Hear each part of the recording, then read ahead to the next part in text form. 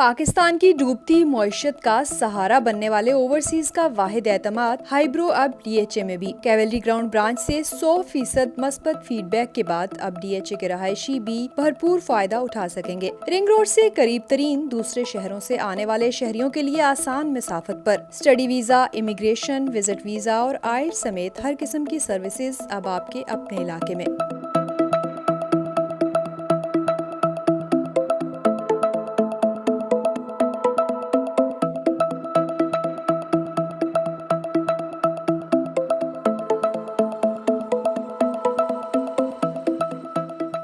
Chairman eyebrow law associates Rana Inamullah Khan इस वक्त हमारे साथ मौजूद हैं। बात कर लेते हैं। From Gulberg to DHA now एक क्लास मूव कर रहे थे, अब आप यहाँ पे डीएचए जो ब्रांच है हमने ये भी विजिट की, यहाँ भी माशाल्लाह ज़बरदस्त काम हो रहा है।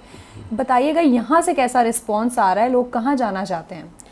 जी अल्हम्दुलिल्लाह, जब आज से 3 साल पहले हमारी कैवेलरी ब्रांच सक्सेसफुली, सबको पता है कि हाइब्रो की कैवेलरी ब्रांच है और मतलब अब सेकंड जनरेशन आ गई है लोगों की। तो जब हमने यहाँ शिफ्ट किया तो हमारे जहन में यही आइडिया था कि जब हम यहाँ आए तो रिंग रोड बन चुका था और उससे ये है कि एक तो डीएचए के जो लोग हैं वो ये पसंद करते हैं कि डीएचए के अंदर ही उन्हें फैसिलिटी मिल जाए। अच्छा, ये सिर्फ हमने डीएचए के लोगों के लिए ही नहीं बनाया, हमने जो आउट ऑफ सिटी है लाइक गुजरांवाला, गुजरात, सियालकोट और जो इस पट्टी के हमारे जितने भी सिटीज़ हैं वो रिंग रोड की वजह से उन्हें डीएचए फेज़ 5 जो है वो आसान पड़ता है, वो इजीली उनके लिए एक्सेस है।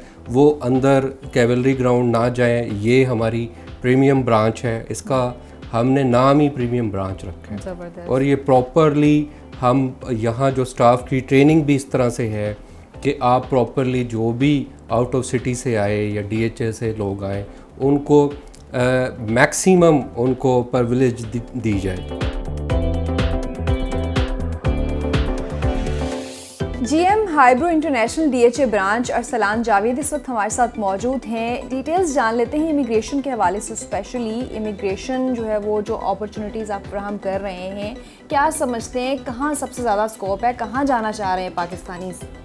रियलिस्टिकली जी, अभी ये जो डीएचए हमने फेज़ 5 की जो ब्रांच इनिशिएट की थी, that was a premium branch for the premium customers. हमने इस एरिया को थ्रू आउट डायग्नोज किया, क्या क्या डायनामिक्स हैं, कितने स्टूडेंट्स हैं, कितने इमिग्रेशन कंसल्टेंट्स यहाँ पे बैठे हुए हैं और कितने हमारे पोटेंशियल टेंटेटिव क्लाइंट्स हैं। उसके बाद हमने ये ब्रांच इनिशिएट की। हम लोग यहाँ पे 3 कोर सर्विसेज प्रोवाइड कर रहे हैं, Canada, Australia immigration, study abroad, multiple destinations और इसी तरह miscellaneous visa services like spouse visa, visit visa और इस तरह की मुख्तलिफ़ किस्म की सर्विसेज प्रोवाइड कर रहे हैं। अच्छा, ये बताइएगा कि जो इमिग्रेशन है, आप कनाडा और ऑस्ट्रेलिया, यूके जो इमिग्रेट करते हैं, क्या ज़्यादा अपॉर्चुनिटीज़ मौजूद हैं, किस फील्ड में अपॉर्चुनिटीज़ मौजूद हैं और कौन सी फील्ड से लोगों को फ़ौरन अप्लाई कर देना चाहिए? रियलिस्टिकली कनाडा और ऑस्ट्रेलिया दोनों जगह पे बहुत क्वेश्चन है राइट नाउ। फील्ड्स की बात की जाए तो स्टेम कैटेगरी में, हेल्थ केयर में, एग्रीकल्चर में, ट्रेड में, ट्रांसपोर्ट है, इन तमाम कैटेगरीज में बहुत क्वेश्चन है। द पॉइंट इज़ दैट आपके पास रिक्वायर्ड स्किल्स होनी चाहिए, रेलेवेंट एक्सपीरियंस होना चाहिए और साथ साथ रेलेवेंट कन्वेंशनल एजुकेशन होनी चाहिए। अच्छा, ये भी बताइएगा कि अमूमन समझा जाता है कि अगर आप मूव करना चाहते हैं किसी और मुल्क में तो आपको बहुत सारा सरमाया, बहुत सारा पैसा चाहिए होगा, तो हाइब्रो के पास कोई ऐसे सॉल्यूशंस हैं कि कम पैसों में अच्छी जगह पे अपॉर्चुनिटीज़ मिल जाएं? डेफिनेटली जी, हमारे पास करंट सिनेरियो में 2 अपॉर्चुनिटीज़ हैं। एक तो जो कनाडा की स्किल बेस्ड इमिग्रेशन है, बहुत इकोनॉमिकल है, पूरी फैमिली रिलोकेट होती है, लैंडेड परमानेंट रेजिडेंसी मिलती है। परमानेंट रेजिडेंसी का मतलब है कि 5 साल straight forward you are gaining all the benefits of Canada. On the other hand फिर ये होता है कि हमारे पास मल्टीपल स्टडी डेस्टिनेशंस हैं, जैसे हमारा स्टडी डिपार्टमेंट देख रहा है यूरोप को, देख रहा है हमारा स्टडी डिपार्टमेंट यूके को देख रहा है। बहुत इकोनॉमिकल पाथवेज है रिलोकेट होने के लिए।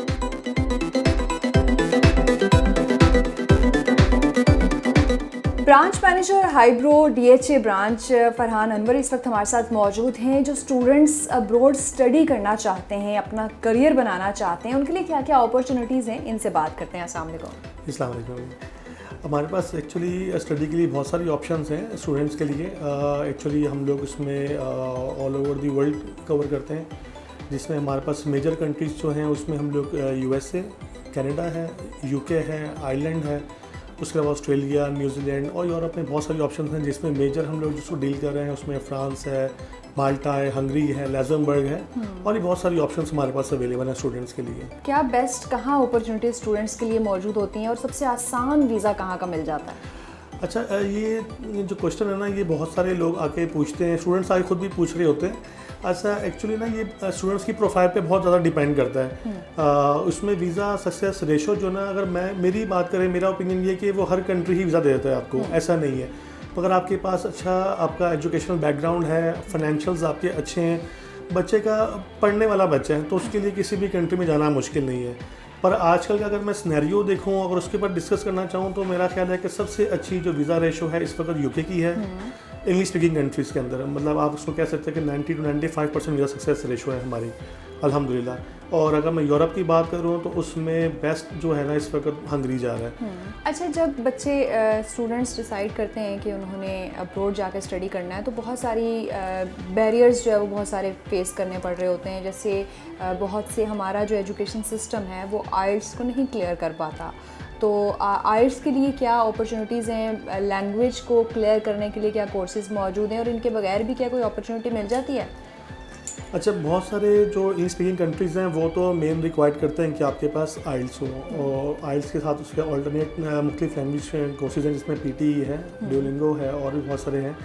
पर उसमें ये कि जो बच्चे चाहते हैं कि विदाउट आइल्स हमें एडमिशन मिल जाए, तो फिर हम उसमें यूरोप की बहुत सारी ऑप्शंस हैं। जैसे हंगरी का मैंने आपको बताया कि वीज़ा सक्सेस रेशो भी बहुत अच्छा है, तो उसमें बहुत सारे प्रोग्राम्स हैं जिसमें आपको विदाउट आइल्स एडमिशन मिल जाता है। और माशाल्लाह हमने एडमिशन्स लिए भी हैं और उसमें हमारा वीज़ा सक्सेस रेशो भी 100% है। तो ये ऑप्शंस हैं लो बजट में अगर आप चाहें, और इवन लो बजट के अंदर अगर आपने आइल्स से PTE किया हुआ है, आपके बच्चे ने किसी इंग्लिश लैंग्वेज सर्टिफिकेट किया हुआ है, तो उसमें UK बेस्ट ऑप्शन है उनके लिए।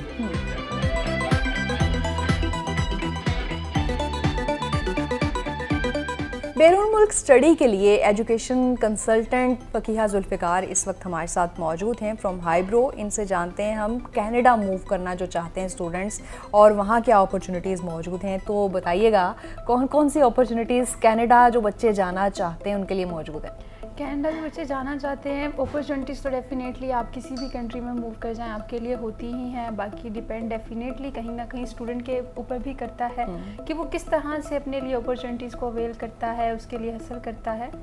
तो उसके लिए जो हमारे पास है वो सबसे पहले हम जो 2 रूट कनाडा ने इंट्रोड्यूस करवाए हैं, जिसमें आपके पास STS and non STS route है।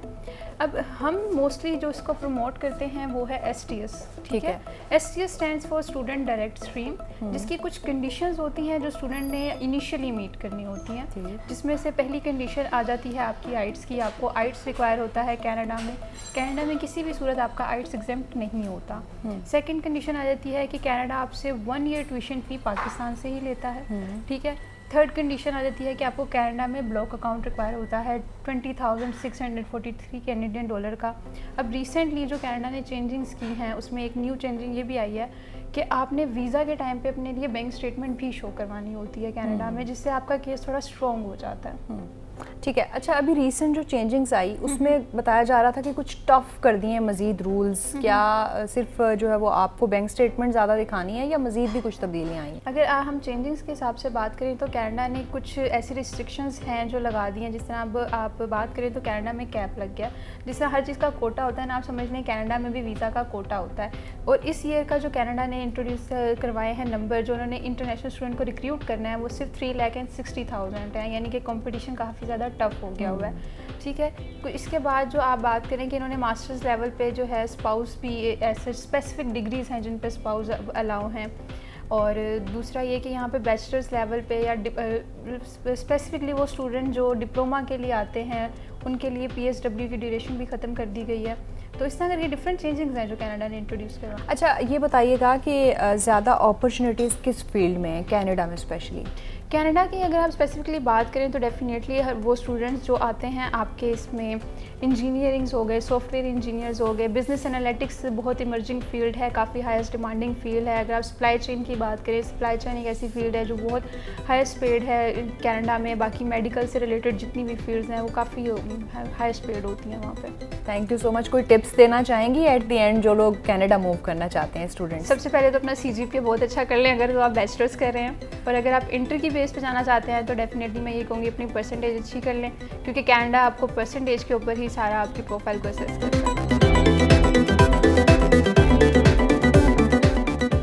एजुकेशन कंसल्टेंट अलीज़ा इस वक्त हमारे साथ मौजूद हैं फ्रॉम हाईब्रो। उनसे बात करते हैं यूरोप जाने के जो ख्वाहिशमंद स्टूडेंट्स हैं उनके लिए क्या अपॉर्चुनिटीज़ हैं। अस्सलाम वालेकुम। वालेकुम अस्सलाम। कैसी हैं? मैं बिल्कुल ठीक, आप ठीक हैं? जो स्टूडेंट्स यूरोप जाना चाहते हैं उनके लिए बड़ी अपॉर्चुनिटीज़ आप लोग दे रहे होते हैं हाईब्रो में। कहाँ कौन कौन से ममालिक में हैं? Basically we are dealing with Hungary, Finland and Ireland as well. तो करेंटली अपॉइंटमेंट्स के रिलेटेड जो भी इश्यूज़ आ रहे हैं बच्चे फेस कर रहे हैं उसके लिए परफेक्टली ये तीनों कंट्रीज़ आ रही हैं। अच्छा, आईटी की आजकल बहुत डिमांड है, एंटरप्रेन्योर्स हैं, डिजिटल मार्केटिंग स्किल्स इनकी ज़्यादा। व्हाट अबाउट यूरोप में इसकी अपॉर्चुनिटीज़ कितनी ज़्यादा है? आपको डेफिनेटली साइबर सिक्योरिटी से रिलेटेड, आर्टिफिशियल इंटेलिजेंस से रिलेटेड स्कोप तो बहुत हाई हो रहा है आजकल मार्केट में, तो इनकी डिमांड, इनका स्कोप भी कंपैरेटिवली हाई है। तो यूरोप में बात की जाए हंगरी और जर्मनी की, तो ये टेक को लेके तो वैसे ही बहुत अरूज पे हैं आजकल भी, और हमेशा से ही थे। तो yes, we can do that, हम प्रमोट करते हैं इस चीज़ को। अच्छा, ये बताइएगा कि as a consultant at Highbrow क्या ऑब्जर्वेशन है, क्या ये बहुत ज़्यादा एक्सपेंसिव है हंगरी जाना या यूरोप जाना, या कोई अच्छे मिनिमल पैकेजेस में है? नहीं, हंगरी जाना तो बिल्कुल भी मैं कहती हूँ एक्सपेंसिव नहीं है। करंटली कंपेयर किया जाए जर्मनी के साथ या अदर यूरोपियन स्टेट्स के साथ, तो Germany is quite economical. 3 to 3.5 million के बजट में आपकी 1 ईयर फ़ी भी कवर हो जाती है, ट्रैवल एक्सपेंस और प्रोसेसिंग फ़ीस एक्सेट्रा हर चीज़ कवर हो जाती है। तो it is very very budget friendly, pocket friendly इसको कहते हैं हम लोग। Immigration manager from Highbrow Waseem Ahsan साहब हमारे साथ मौजूद हैं। जो लोग विज़िट वीज़ा पे जाते हैं यूके या दूसरे ममालिक में, उनके लिए क्या अपॉर्चुनिटीज़ होती हैं हाईब्रो की तरफ से? बात कर लेते हैं। अस्सलाम वालेकुम। वालेकुम अस्सलाम। बताइएगा, विज़िट वीज़ा क्या लिमिट्स, क्या ड्यूरेशन और क्या अपॉर्चुनिटीज़ मौजूद होती हैं? विज़िट वीज़ा बहुत आसान रूट है, इसके लिए कोई बहुत ज़्यादा टर्म्स की ज़रूरत नहीं है। आपका फाइनेंशियल बैकग्राउंड अच्छा हो, आपकी एजुकेशन हो, आपकी जॉब का एक्सपीरियंस हो, तो आप किसी भी अदर कंट्री में जाकर बहुत अच्छा फ्यूचर डेवलप कर सकते हैं। ठीक है। अच्छा, ये आप जॉब अपॉर्चुनिटीज़ भी साथ साथ देख सकते हो, और क्या ये एंटरप्रेन्योर्स के लिए भी एक बेस्ट ऑप्शन होती है? जी डेफिनेटली, एंटरप्रेन्योर जो हैं वहाँ जाकर किसी भी फॉरेन कंट्री, जैसे मैं कनाडा की बात करूँगा, कनाडा में बहुत सी अच्छी अपॉर्चुनिटीज़ हैं।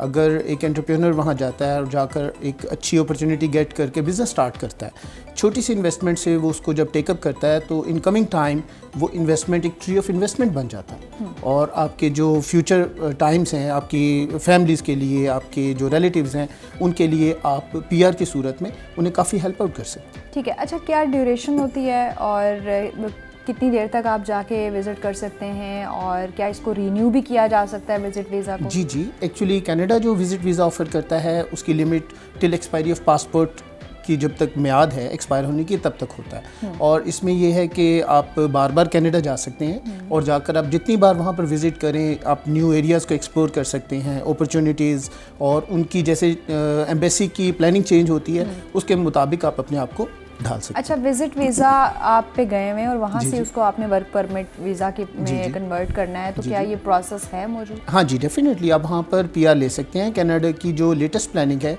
वो पीआर ऑन अराइवल है। तो ये सबसे अच्छी प्लानिंग जो कि दुनिया की किसी भी और कंट्री में अवेलेबल नहीं है। कनाडा बहुत ज़्यादा इमिग्रेंट फ्रेंडली कंट्री है, इसलिए मैं तो अपने सभी जो सुनने वाले हैं उन्हें कहूँगा कि आप ज़रूर कनाडा के लिए अप्लाई करें। आपकी जो एलिजिबिलिटीज़ हैं, आपकी क्वालिटेटिव एस्पेक्ट्स हैं, वो कनाडा में ड्रीम लैंड है।